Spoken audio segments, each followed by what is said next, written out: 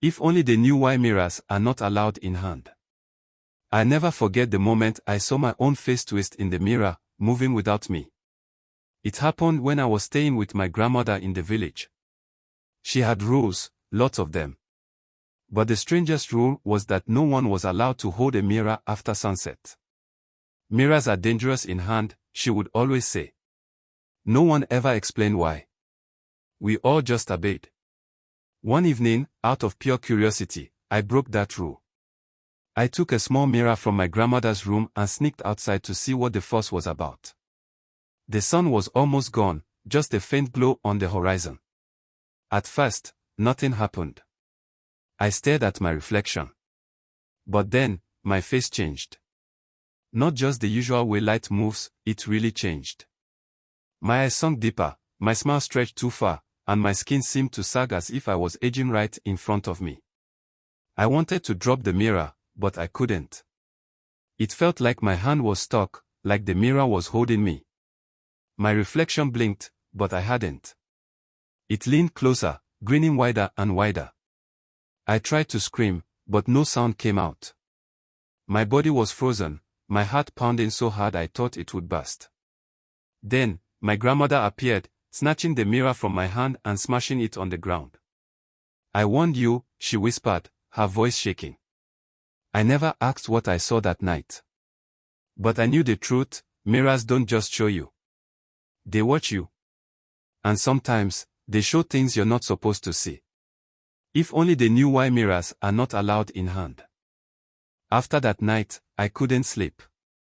Every time I closed my eyes, I'd see that twisted version of myself, grinning, watching.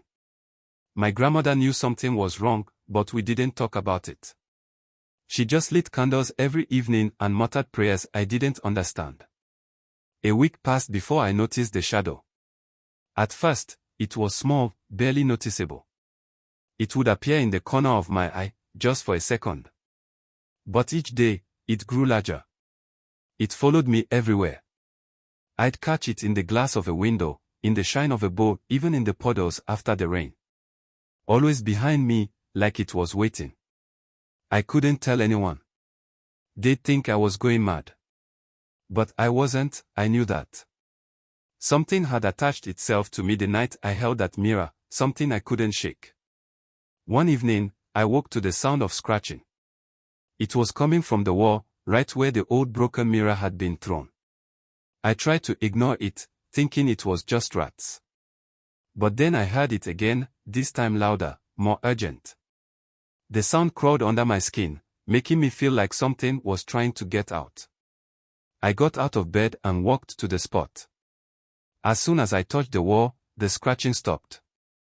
But when I pulled my hand away, something cold brushed against my fingers. It was like ice, even though the night was warm. I froze, feeling that same terrifying presence from before. And then I heard it. A voice, faint but clear. It whispered my name. Come closer, it said, barely a breath in the air. I backed away, heart racing. I knew I shouldn't have listened, but some part of me wanted to. Some part of me felt drawn to whatever was on the other side. That night, my grandmother found me sitting by the broken mirror shards, staring blankly into them, as if in a trance. She didn't say a word. She just grabbed my hand and dragged me back to her room, locking the door behind us. You have to leave, she said the next morning. It's not safe for you here anymore. I packed my things and left the village that day. But the shadow, it followed me. And the voice, it's louder now. It whispers to me every night, calling me back to that mirror. Telling me things I don't want to hear. I know I never escape it. I broke the rule. If only they knew why mirrors are not allowed in hand. After I left the village, things didn't get better. I thought distance would help, that maybe I could outrun whatever had attached itself to me. But the whispers came with me. They got louder, clearer. The shadow was no longer hiding in corners, it was standing right behind me, in plain sight. Every reflection showed it, even the smallest shine of a spoon or a puddle. At first, I tried to avoid mirrors altogether. I covered every reflective surface in my apartment. But you can't avoid reflections forever. They're everywhere, windows, cars, even your own eyes if you look closely enough. And the thing that haunted me, it knew that. One evening, I was washing my hands in the bathroom. The mirror above the sink was covered with an old towel. But when I glanced down at the water, I saw it, my reflection, but wrong, twisted like before. Its eyes locked on mine, grinning wider than humanly possible. I jumped back, splashing water everywhere. But the reflection didn't disappear. It stayed there, watching me from the surface of the sink. And then I saw it, the shadow behind me, rising up like it was alive. I couldn't breathe. I felt cold fingers brush my neck, even though no one was there. The voice whispered again, clearer than ever, "Come closer." I ran. I didn't stop until I was out of my apartment and in the street. But even there, under the street lights, the shadow was there, flickering in the glass windows of shops, in the rearview mirrors of parked cars. I knew I couldn't live like this.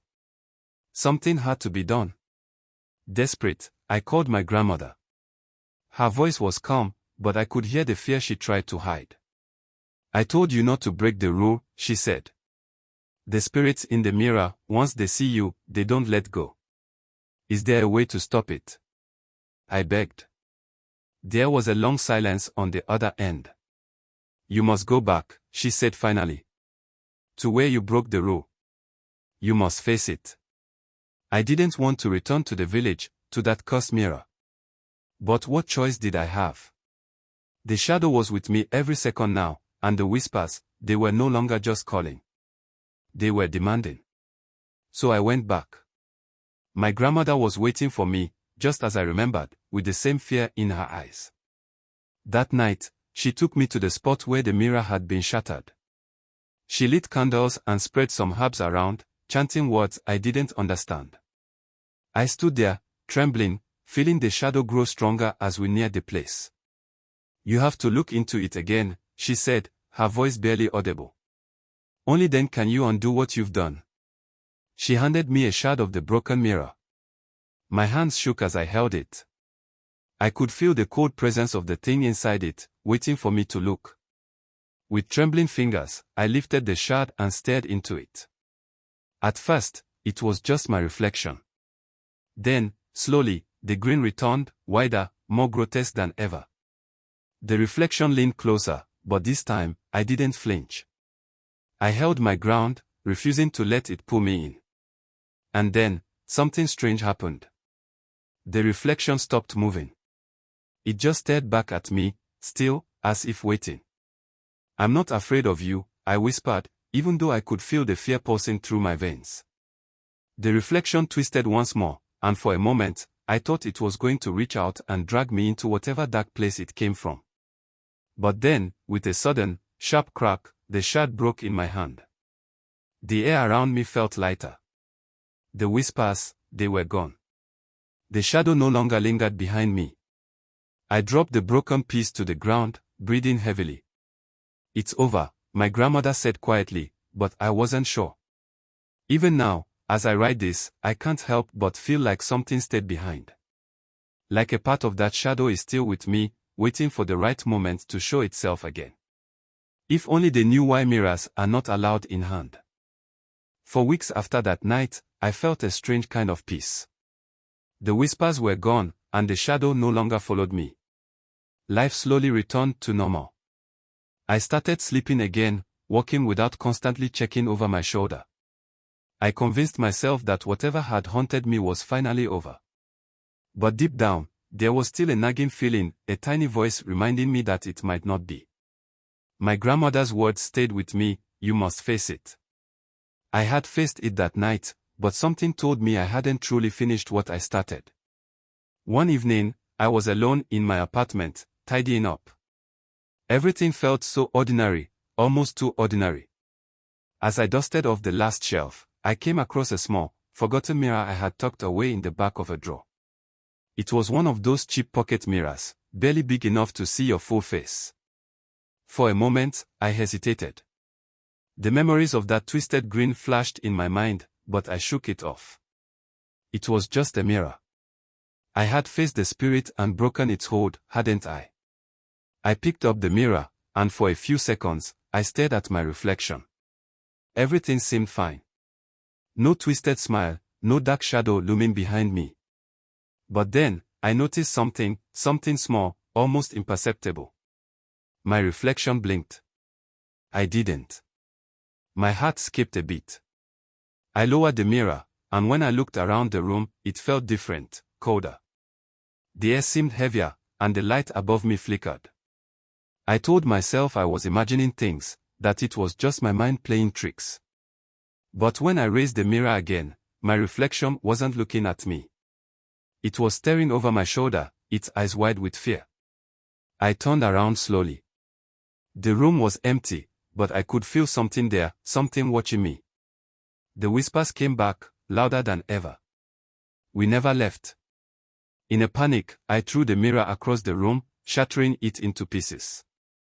But as the glass broke, the whispers didn't stop.